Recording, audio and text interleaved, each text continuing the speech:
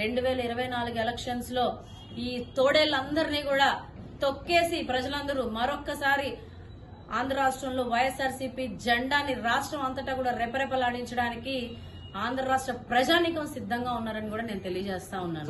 చంద్రబాబు నాయుడు పాపం దిక్కు తెలియని పరిస్థితుల్లో ఖచ్చితంగా పోయినసారి పాపం 23 మంది ఎమ్మెల్యేలని గతంలో 2014లో జగన్మోహన్ రెడ్డి గారి దగ్గర నుంచి లాక్కున్నాడు.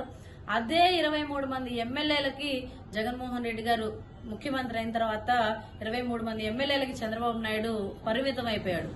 ఈసారి కనీసం 23 మంది కాదు కదా, కనీసం 3 మంది ఎమ్మెల్యేలు వస్తారో ఏంటో తెలియని పరిస్థితుల్లో దిక్కుతోచని స్థితిలో ఈరోజు వెళ్ళి ఎక్కడంటే అక్కడ ఎవరి కాళ్ళు పట్టుకోవడానికైనా సిద్ధంగా ఉన్నాను.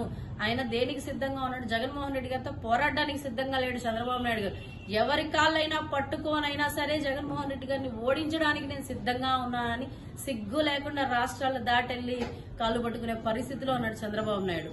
ఖచ్చితంగా చంద్రబాబు నాయుడు గారికి కానివ్వండి, ఆయన దత్తపుత్రుడికి కానివ్వండి, సొంత పుత్రుడికి కానివ్వండి, ఆయన తెచ్చుకున్నటువంటి పక్క రాష్ట్రాల నుంచి తెచ్చుకున్నటువంటి స్టార్ క్యాంపెయినర్లకు కానివ్వండి, ఒకటే చెప్తా ఉన్నాం. ఎంతమంది వచ్చి ఎన్ని పిచ్చి ప్రలోభనలు చేసినా, ఎంతమంది వచ్చి ఏ విధంగా జగన్మోహన్ రెడ్డి గారి మీద నెగిటివ్ క్యాంపెయినింగ్ చేసినా సరే జగన్ అన్న మరొక్కసారి 2024లో రాబోయేటువంటి ఎలక్షన్స్ లో గెలిచి ముఖ్యమంత్రి పీఠాన్ని ఎక్కబోతా ఉన్నాడు అనేది ఖచ్చితంగా ఇది బుక్ లో రాసుకోవాల్సిన విషయం. రెండోది, చంద్రబాబు నాయుడు గారు కాళ్ళు పట్టుకున్నాడంటే ఆయన పరిస్థితి చూస్తేనే పాపం జాలేస్తా ఉంది. ఏడవడం, పెద్ద మనుషుల దగ్గరికి వెళ్లి కాళ్ళు పట్టుకోవడం, మమ్మల్ని పొత్తులో కలుపుకోండి, మమ్మల్ని అందరం కలిసి పొత్తులో వెళ్దాము, సింగిల్ గా జగన్మోహన్ రెడ్డి గారిని నేనేమి పీకలేకపోతున్నాను, కనీసం మీరందరూ కలిస్తేనన్నా సరే జగన్మోహన్ రెడ్డి గారిని ఏదో ఒకటి చేయొచ్చని చెప్పి ప్రతి ఒక్కరి దగ్గరికి వెళ్లి ఈ రోజు భిక్షం ఎత్తుకునేటువంటి పరిస్థితిలోకి చంద్రబాబు నాయుడు గారు దిగజారిపోయాడు. అక్కడే ఆయన యొక్క ఓటమి కనిపిస్తా ఉంది మనందరికీ కూడా.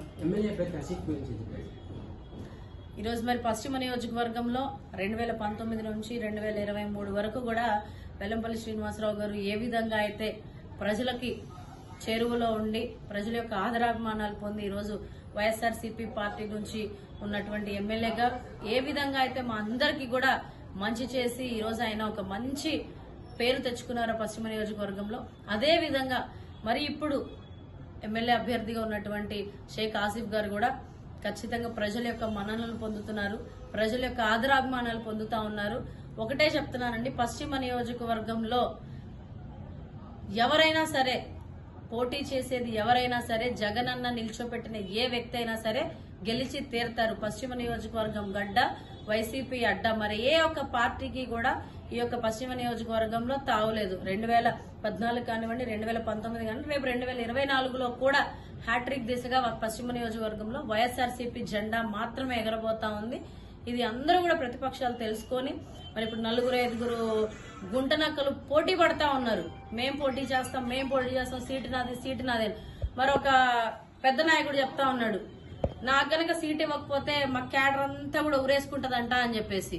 మరి ఎంతమంది ఊరేసుకుంటారో, మరి ఎంతమంది ఈయన కోసం ఉరితాళ్లు కొనుక్కుని రెడీగా పెట్టుకున్నారో అది కూడా చూస్తాము.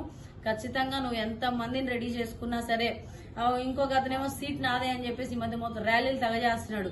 ఇంకో నాయకుడు వచ్చేసి ఏదేమైనా సరే ఈసారి నేను ఎమ్మెల్యేకి సీట్ నాకే వస్తుంది, నేనే గెలుస్తాను, అమ్మవారి గుడి దగ్గర కొబ్బరి చిప్పలు మొత్తం నాయ అని చెప్పేసి ఇంకో నాయకుడు చెప్తా ఉన్నాడు. మరి వీళ్ళందరూ ఈ విధంగా గుంపులుగా తన్నుకుంటా ఉంటారు. ఈ లోపు ఎలక్షన్లు రానే వస్తాయి. ప్రజలందరూ కూడా మా అభ్యర్థి షేక్ ఆసిఫ్ గారికి నీరాజనాలు పలికి ఎమ్మెల్యేగా గెలిపించుకొని ఈ సీట్ ని జగన్మోహన్ రెడ్డి గారికి కానుకగా ఇవ్వబోతా ఉన్నాం.